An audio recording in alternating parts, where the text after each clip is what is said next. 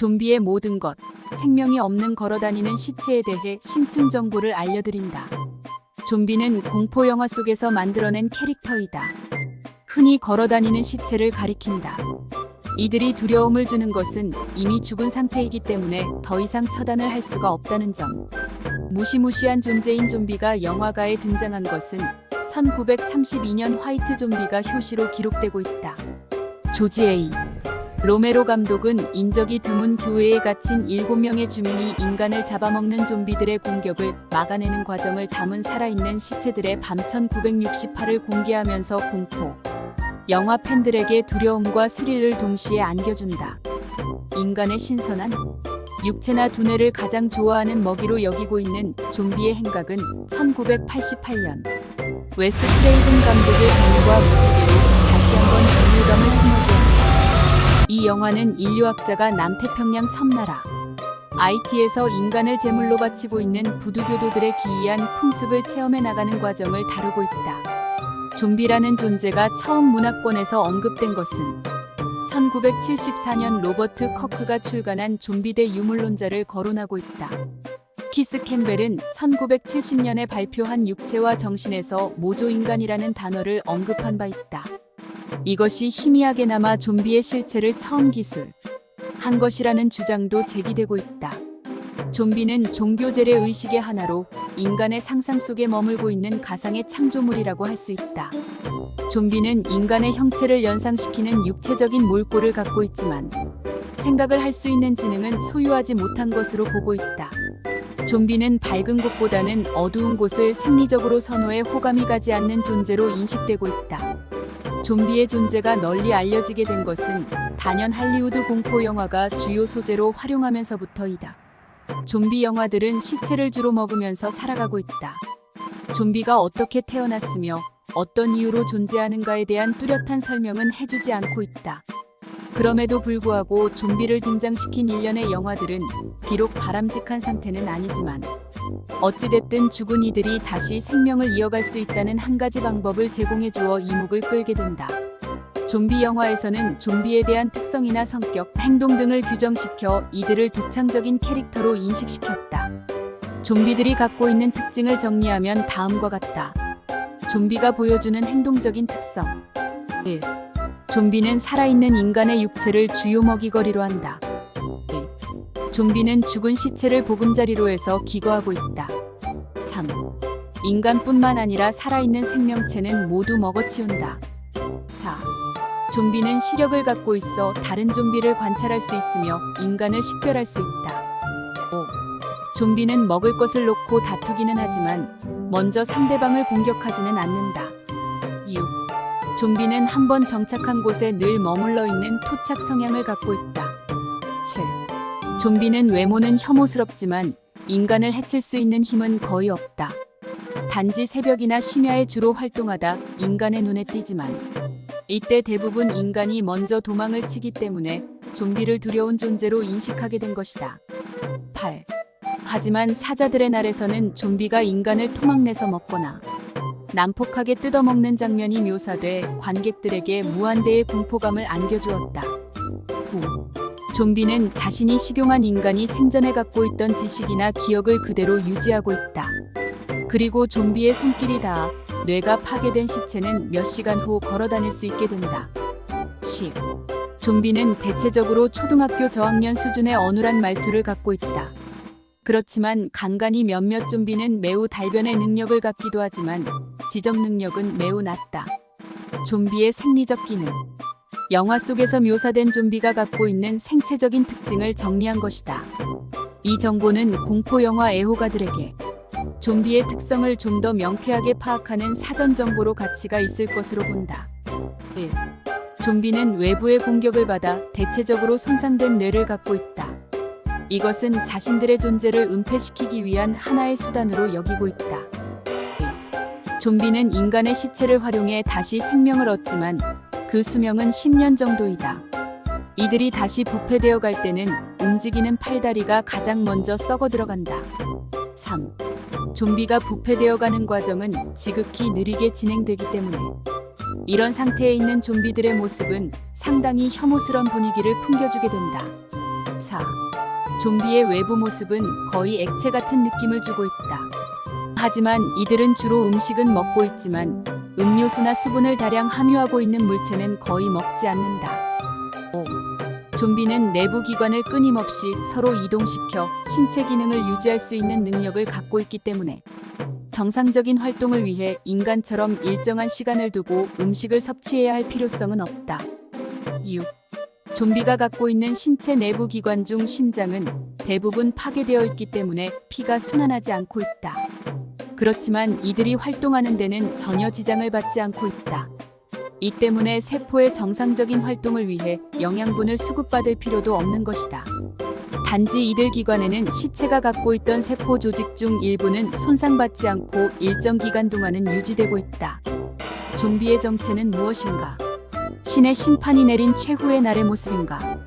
관객들은 좀비의 출현 이유에 대해 여러 가지 의문점을 갖고 있을 것이다. 그들이 인간 사회에 등장한 진정한 목적이나 이유는 무엇일까? 여러 가지 이론적인 가설이 제기되고 있다. 정확한 진단은 신의 인간이 자행하고 있는 무책임한 행동에 대한 처벌의 수단이라는 것이 서구 영화 전문가들의 대체적인 진단이다. 이 때문에 좀비는 늘 인간이 갖고 있는 신선한 육체를 탐한다는 것이다. 좀비의 존재는 인간에게 지옥의 사신과 같은 역할을 수행해 오고 있다. 이들은 목숨을 부지하고 있는 인간들에게는 앞으로 정직하고 올바른 가치관을 갖고 살아갈 것을 은연중 주문하고 있는 것으로 파악되고 있다. 일부에서 좀비는 외계인들의 바이러스 공격을 받은 생물체의 모습이라는 명쾌한 해석도 제기하고 있다.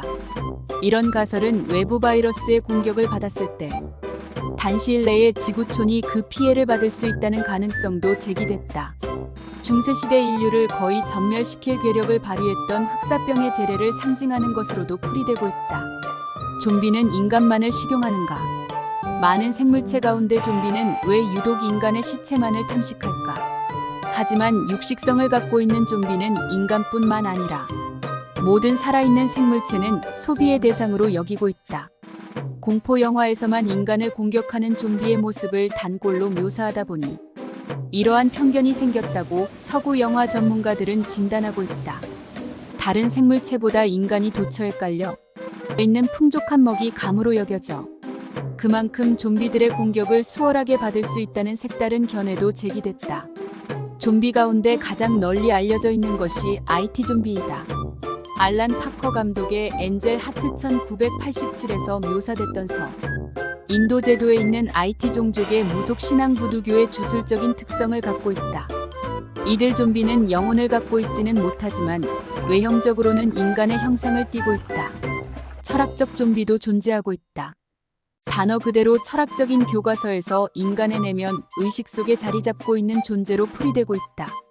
거창하고 품위 있는 명칭을 갖고 있지만 여러 경험을 지식으로 습득할 수 있는 의식은 갖고 있지 못하고 단지 인간이 보이고 있는 육체적인 행동 양식을 갖고 있을 뿐이다. 할리우드 좀비와 IT 좀비는 철학적인 좀비와 동일한 존재는 아니다. 할리우드 좀비가 주로 살아있는 인간을 공격하는 것에 비해 철학적인 좀비와 IT 좀비는 시체를 더욱 선호하는 차별성을 갖고 있다. 생각할 수 있는 의지력이 없다는 점에서는 IT 좀비와 할리우드 좀비를 동일 선상에 놓고 있다. 우열을 나눈다면 최하가 IT, 중간 단계가 할리우드 좀비 그리고 이들 두 종류보다 다소 우월적인 입장에 있는 것으로 철학적인 좀비를 언급하고 있다. 대다수 사람들은 현실 세계에서 좀비는 존재하지 않는 것으로 생각하고 있다. 그럼에도 불구하고 마음 한편에서는 좀비들이 살아갈 가능성 있는 세계가 존재할지도 모른다는 생각을 갖고 있다.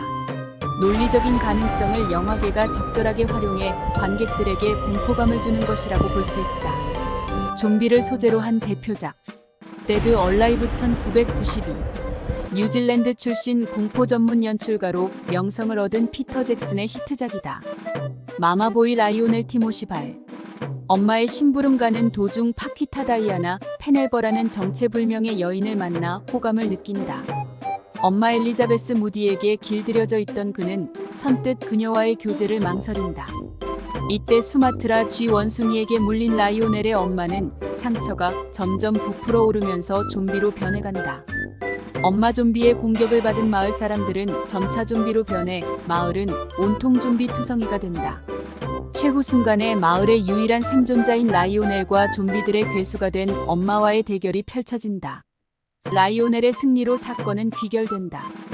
화면 곳곳에서 살점과 피가 튀기는 장면 때문에 서구 극장가에서 공개될 당시에도 관객들로부터 찬반 양론에 휩싸였다.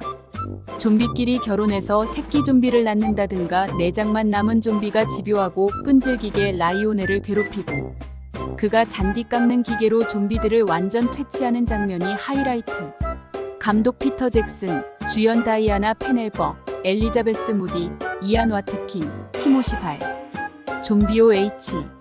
피 1985. 스튜어트 고든의 명성을 드높여준 작품.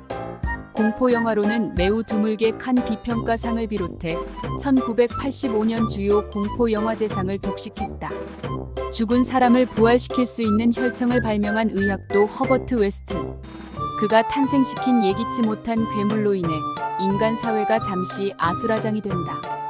되살아난 시체의 내장이 인간의 목을 눌러 죽음을 당하게 하는 장면 등이 전율감을 한껏 심어주었다.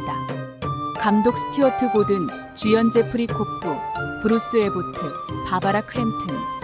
이블 데드 1982.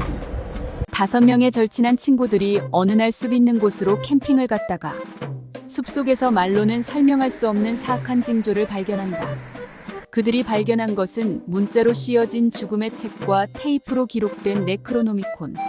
테이프가 돌아가면서 오랜 동안 은둔해 있던 악마가 외부 세계로 정체를 드러낸다.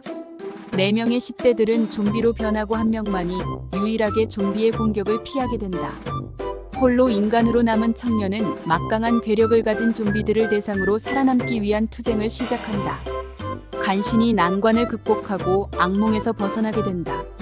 감독 샘 레이미, 주연 브루스 캠벨, 엘렌 샌드웨이즈, 할 델리치.